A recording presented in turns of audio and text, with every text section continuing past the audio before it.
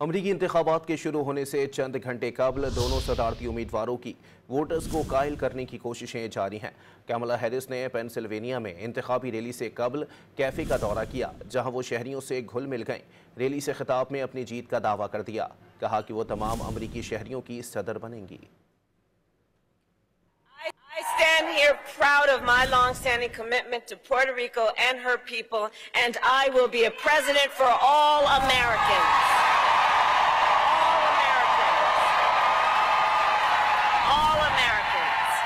We are optimistic and excited about what we will do together, and we here know it is time for a new generation of leadership in America.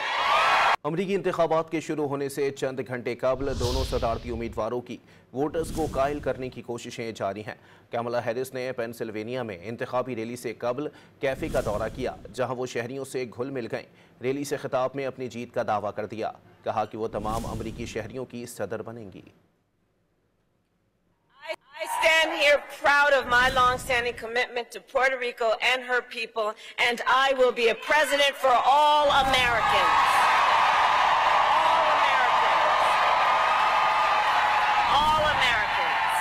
We are optimistic and excited about what we will do together, and we here know it is time for a new generation of leadership in America.